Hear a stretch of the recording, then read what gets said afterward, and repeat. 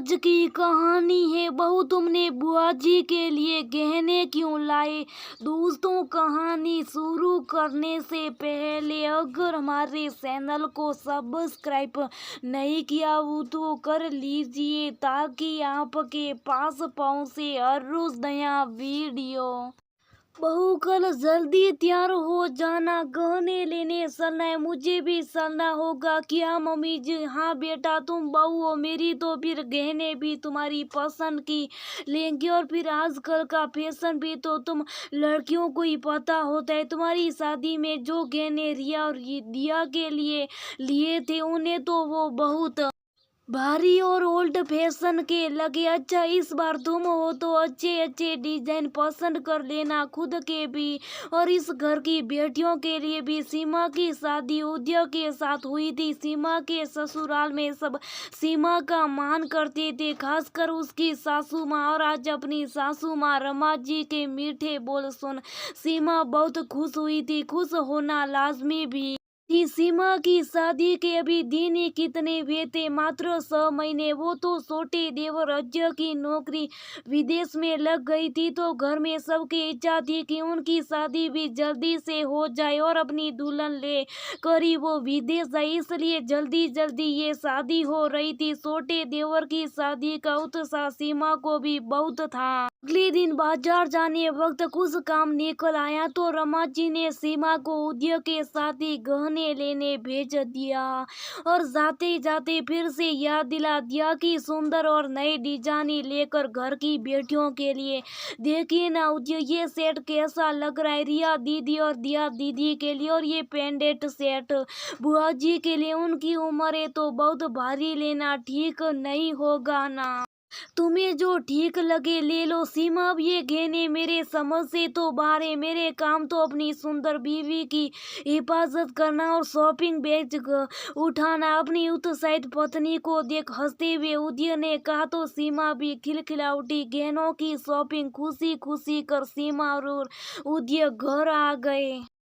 Mummy जी आइए ना, देख लीजिए कैसे गहने और सबको पसंद तो आएंगे ना। पसंद क्यों नहीं आएंगे, मेरी बहू की पसंद तो सबसे अच्छी। असल दिखा क्या क्या लिए। ये देखिए मम्मी जी, ये दोनों गोल्ड सेट रिया और दिया दीदी के लिए और ये डायमंड पेंडेंट सेट बुआ जी के लिए।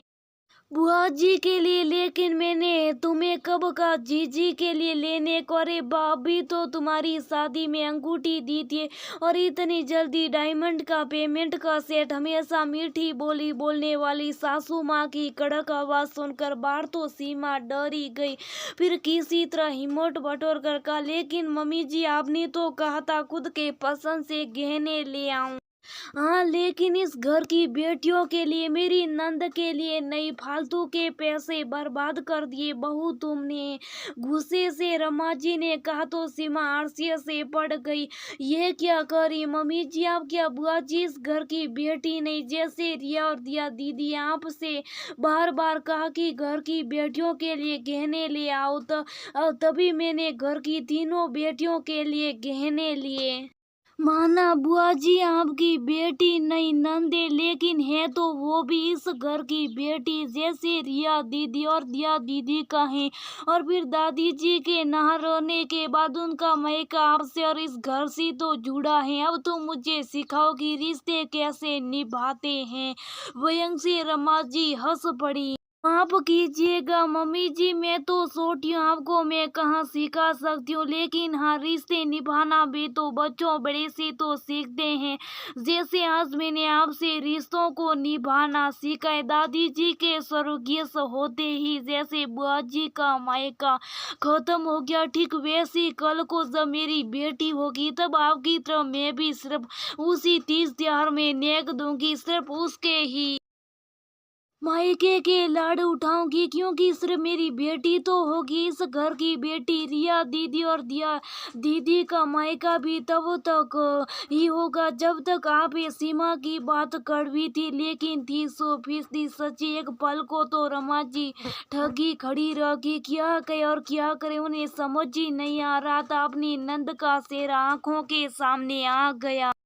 हंसती मुस्कुराती उनकी नंद ने हमेशा नंद और घर की बेटी होने का फर्ज निभाया था, लेकिन वो खुद हमेशा एक भाभी के फर्ज निभाने में पीछे रह गई थी। एक और जहाँ उनकी बहू ने उसकी गलतियों को दिखलाया था, वही दिल को इस बात का सुकून भी मिला कि उनकी बेटियों का मायका कभी खत्म नहीं होगा, जैसे उनकी नंद का हुआ था। बिना कुछ बोले रमा जी ने सीमा को गले लगा लिया। इतनी छोटी होकर भी मुझसे ज्यादा रिश्तों की समझ है तुझ में बहुत। सच का तुमने माँ जी के बाद मेरी जिम्मेदारी थी जीजी का ख्याल रखने की, लेकिन मैंने नहीं किया। मुझसे भूल हुई है। वो बीते पल अब वापस तो नहीं आ सकते, लेकिन अब भी देर नहीं हुई। पिछली सारी कसर में अजय की शादी में पूरी करूंगी और अपनी नंद का मायके में कभी नहीं खोने दूंगी खत्म। अपनी सासू माँ की बातें सुन सीमा भी समझ गई कि बुआ जी का मायका उन्हें वापस मिल गया था।